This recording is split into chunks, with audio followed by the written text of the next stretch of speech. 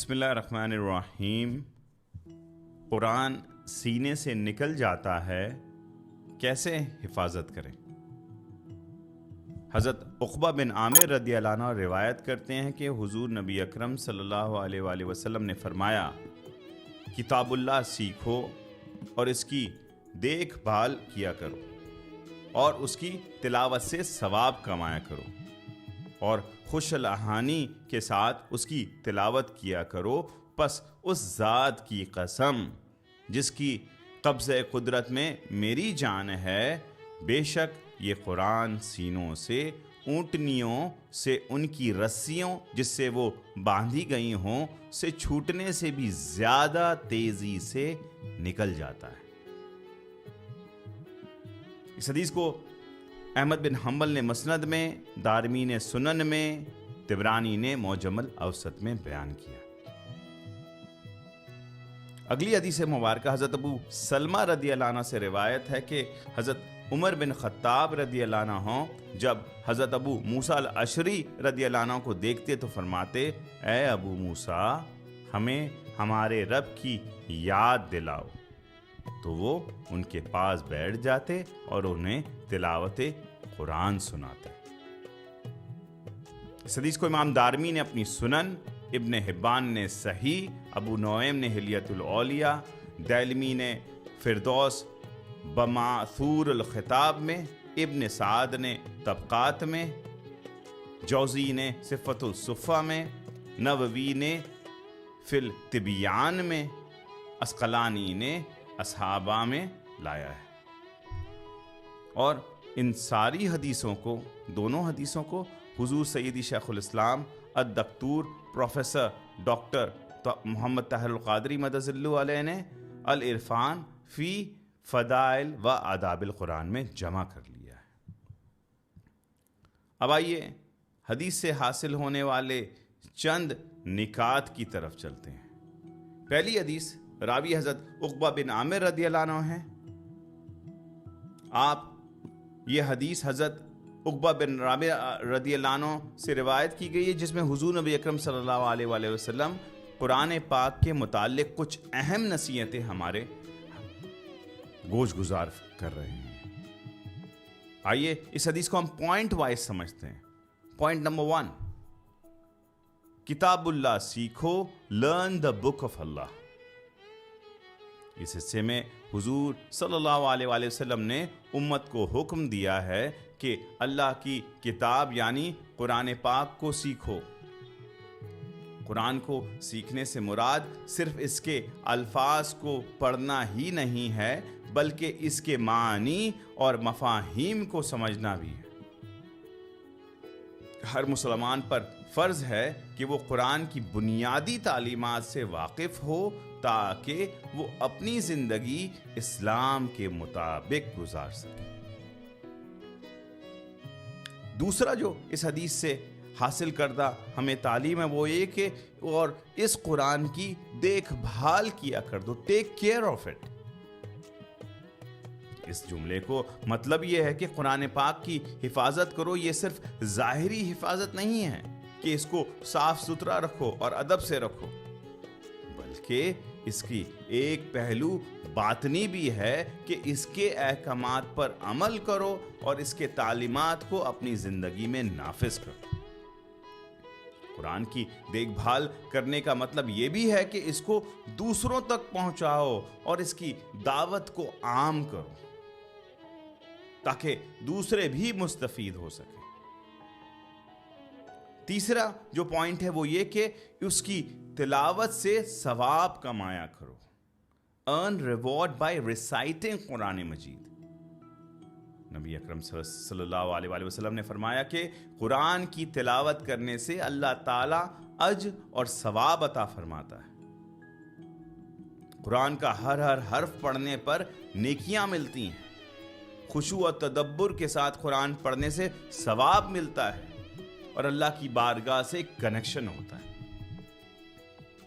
چوتھا پوائنٹ، اور خوش الحانی کے ساتھ اس کی تلاوت کیا کرو، recite it with a pleasant tone and voice۔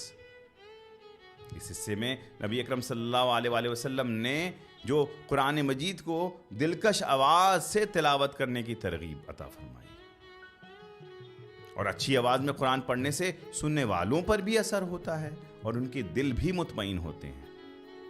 ہاں، یہ ضروری ہے کہ تلاوت خشوع اور تواضع کے ساتھ صرف آواز کا حسن مقصود نہ ہو، اس کا جو عربک مخرج ہے، یہ پروناؤنسیشن والی سائنسز ہے، اس کو ملحوظ رکھنا ضروری ہے تاکہ مسٹیکس نہ کیا جائے۔ اور آخری پوائنٹ پھر فرمایا آقا علیہ السلام نے قسم کے ساتھ کہ پس اس ذات کی قسم جس کے قبضہ قدرت میں میری جان ہے، بے شک یہ قرآن سینوں سے، اونٹنیوں سے، ان کے رسیوں جس سے وہ باندھی گئی ہیں سے چھوٹنے سے بھی زیادہ تیزی سے نکل جاتا ہے۔ اب اس سے کیا مراد ہے؟ یہ حصہ حدیث کا سب سے اہم وضاحت کرنے والا ہے۔ اس میں نبی اکرم صلی اللہ علیہ وآلہ وسلم نے قسم اٹھا کر فرمایا کہ قرآن لوگوں کے سینوں سے تیزی سے نکل جاتا ہے۔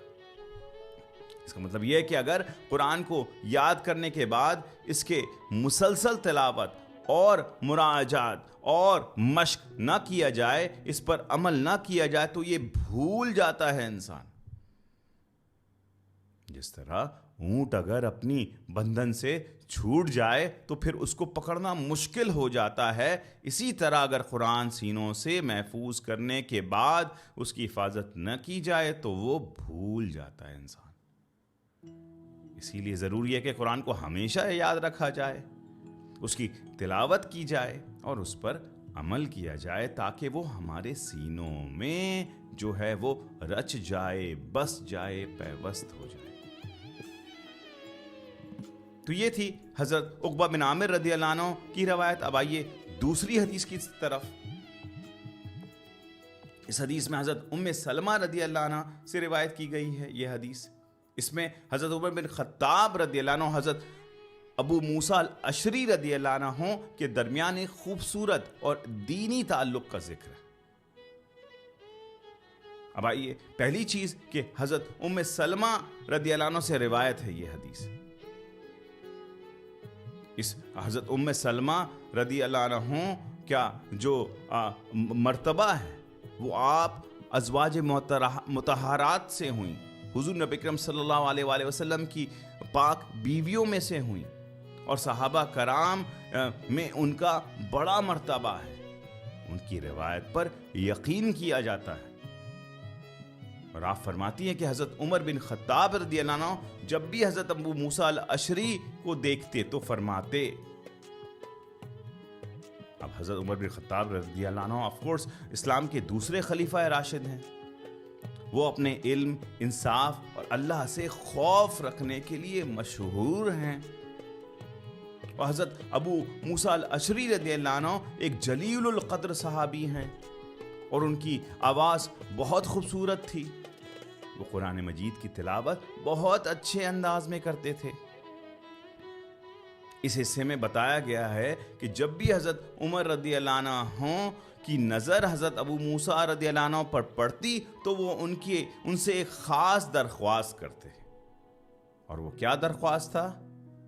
اے ابو موسیٰ، ہمیں ہمارے رب کی یاد دلاؤ تو۔ حضرت عمر رضی اللہ عنہ ابو موسیٰ رضی اللہ عنہ سے فرماتے کہ ہمیں اپنے رب کی یاد دلاؤ۔ اس جملے سے حضرت عمر فاروق رضی اللہ عنہ کا اللہ تعالیٰ کی یاد اور ذکر کی اہمیت ظاہر ہوتی ہے۔ وہ چاہتے تھے کہ ان کا دل اللہ کی یاد سے تازہ رہے، اور حضرت ابو موسیٰ رضی اللہ عنہ کی خوبصورت تلاوت کو سن کر اللہ کو یاد کرنا چاہتے تھے۔ اس سے یہ بھی پتہ چلتا ہے کہ نیک لوگوں کی صحبت اور ان کی باتیں سننا اللہ کی یاد دلانے کا ذریعہ بن جاتی ہے۔ اذا رؤوا ذکر اللہ۔ اور پھر اس کے ریاکشن میں کیا ہوتا؟ حضرت ابو موسیٰ الاشری رضی اللہ عنہ وہ ان کے پاس بیٹھ جاتے، حضرت عمر فاروق، اور حضرت ابو موسیٰ انہیں تلاوت قرآن سناتے۔ قرآن مجید کی تلاوت سناتے. ان کی خوبصورت آواز اور قرآن کا پیغام سے حضرت عمر فاروق رضی اللہ عنہ کے دل میں اللہ کی یاد تازہ ہو جاتی تھی. اس سے یہ معلوم ہوتا ہے کہ قرآن مجید کی تلاوت سننا دل کے لیے سکون ہے اور اللہ کی یاد کا بہترین ذریعہ ہے.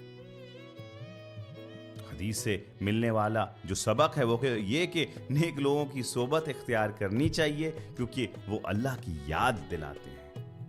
قرآن مجید کی تلاوت سننا دل کو زندہ کرتا ہے. بڑے اور مرتبے والے لوگوں کو بھی دینی باتوں کو سیکھنے اور اللہ کی یاد کو تازہ رکھنے کی ضرورت ہوتی ہے اور وہ اس جو چانس میں رہتے تھے کہ کہاں سے واپس اس محبت کی چنگاری کو دل میں جو ہے وہ سٹارٹ کیا جائے. اللہ رب العزت کی بارگاہ میں دعا ہے کہ ان حدیثوں کی وضاحت سے اللہ تعالی ہمیں بھی قرآن مجید کو یاد رکھنے, قرآن مجید کو محفوظ کرنے, اس پر عمل کرنے اور اللہ کی بارگاہ سے جڑے رہنے کی توفیق عطا فرمائے. آمین بجاہ سید المرسلین.